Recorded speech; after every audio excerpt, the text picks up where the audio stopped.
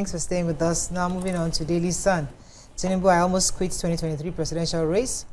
Disquiet in police over marginalization of Southeast, South in CP posting. Uromi killings, don't attack non-indigenous. Sanusi Gumi plead. Kano sends delegation to Edo. Idil Fitri Tinubu, effect urge unity, love to vulnerable, harmonious celebration. And parliamentary government, reps propose election of president from Senate, prime minister from House of Reps. Nigerian boxer collapses, dies in ring during fight. And NDLEA arrests Italy-based businessman over illicit drug. Okay, which story are we starting with? Okay, I have NDLEA. They have arrested a Lekki-based businessman and proprietor of Jamilion Steakhouse, Arukojare Jamil Ebenezer, in connection with the shipment of 60 parcels of loud, which is a strong strain of cannabis, from the United States to Nigeria. They said a 43-year-old businessman was arrested by operatives of NDLEA at the Bay Lounge, Admiralty Way in Lekki, where he does his illicit drug business. This happened March 24th. They said while he was expecting the delivery of his latest drug consignment was when he was arrested. So his consignment had arrived, they said, in big cartons, in a cargo in big cartons at the logistics company in Lagos on the 12th of March. So NDLEA was obviously, following the trail, and it led to him. And then after his arrest, he was also taken to his Lekki home for a search, during which 94 grams of same psychoactive substance, cannabis crusher, and other drug paraphernalia were recovered.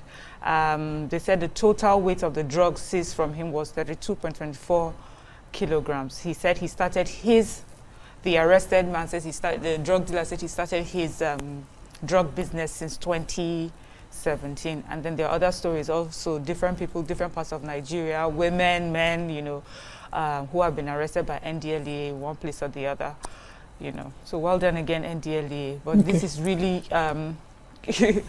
it's shocking, to see names of people or places that you recognize, Being involved in something like this. In drug business. I have a very sad story of the Uromi killing. So 16 passengers traveling from Edo through Edo to Kano were murdered by the security outfit, supposedly a vigilante group in Uromi, in the Esan area of Edo State. But the Emir of Kano yesterday, that's the Emir Muhammad Sanusi II, at the Eid ground, the Kofar Mata Eid ground in Kano, while giving his post-Eid lecture, was admonishing his people to please not to attack any non-indigenous communities in Kano State, begging them to be patient at this time and reassuring them that justice will be done. Edo State Governor also, through the Secretary to the Government, Umar Musa Ikilo, said that they have apprehended. Number one, the governor has suspended the commander of the Edo State Security Corps, CP Friday Ibadan, retired.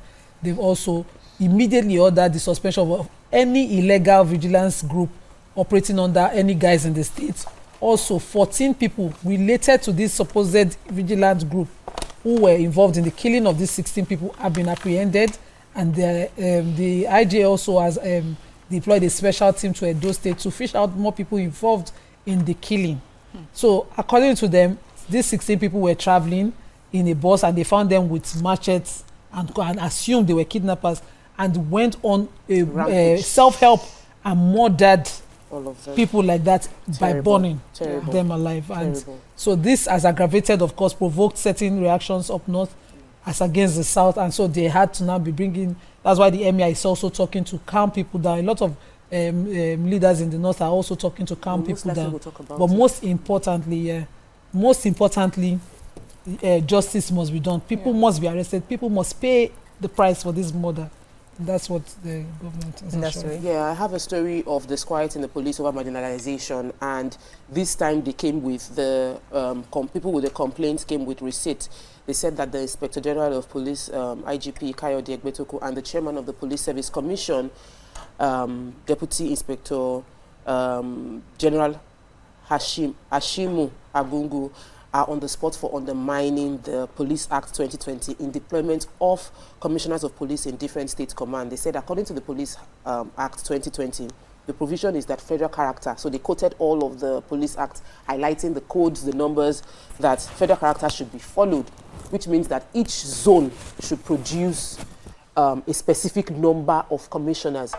That is, the northern states should produce 19 commissioners, the southwest should produce, and the southeast should produce six commissioners. But as of today, with the current number of commissioners we have, it seems to have favored a few geopolitical zones, and that is why there is a complaint coming from, there's complaints from the southeast and south. They said that the Sun brought together information that about 7 police commissioners are from southwest only, and it should have been 6, while 23 CPs are from the north, and we have very few, just about 1 police commissioner from the south. They said that the south is being marginalized, and this should be addressed. I know that the police tend to give a reply to things like this to give the viewers more information, because we do not want to have the seed of discord in terms of there is a set of people marginalized. If it is indeed true that the rule of law or the Police Act is not being followed in the deployment of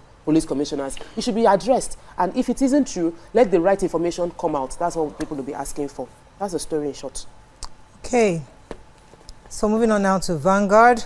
Romi Killing, CDS, CAN, PFN seek justice for victims. 118 died of Lassa fever in Q1 2025, says NCDC. Reps Committee recovers 21.4 billion naira from oil and gas firms. Nigerians to pay more to petrol amid domestic disputes and crude price hike. 2027, Wike's good works will give APC victory in FCT, says Tinubu. And then tragic, Nigerian boxer dies in Ghana during boxing bout. Okay, who has the story? Okay, sir. Good.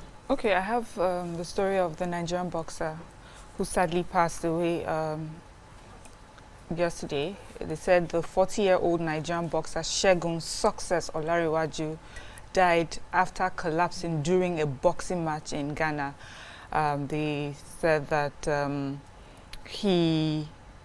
this happened March 29th. Was that yesterday? Saturday. Okay.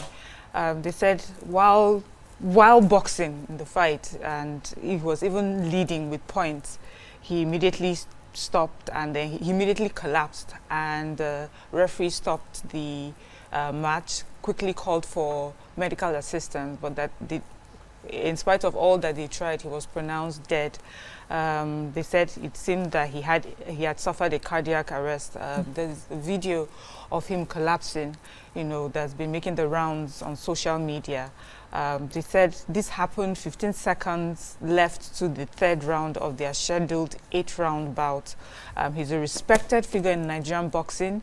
He previously held both national and West African lightweight heavyweight titles. Wow. They said he was born in Lagos, had extensive boxing career, competing in 23 professional fights, securing 13 wins, with 12 coming by knockout. So this is really a sad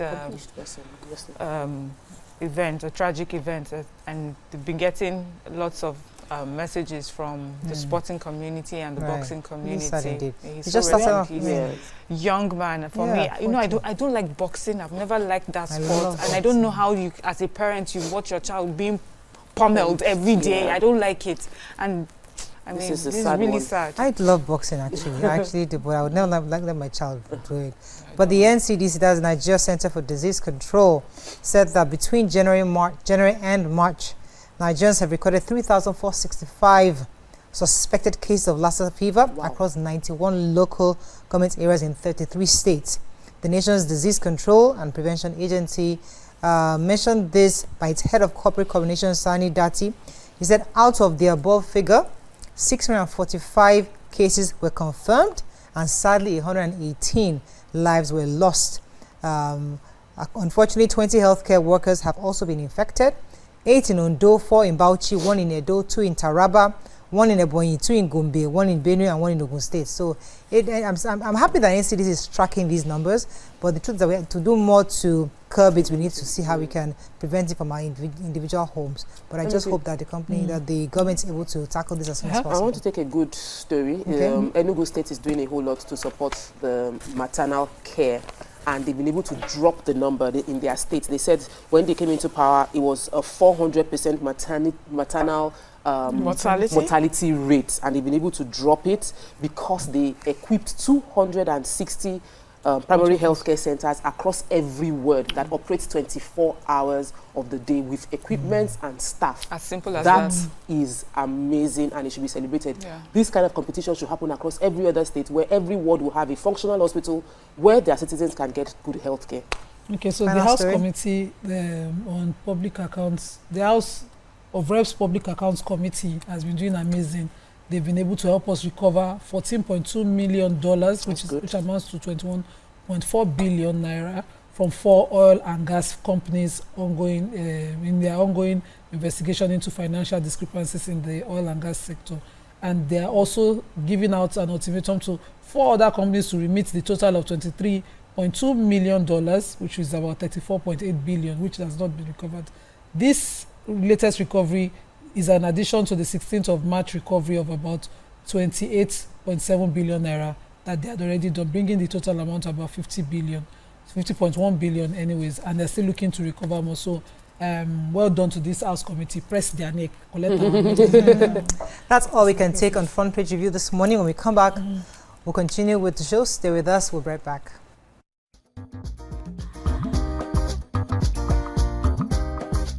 Stay tuned. Your View will be right back.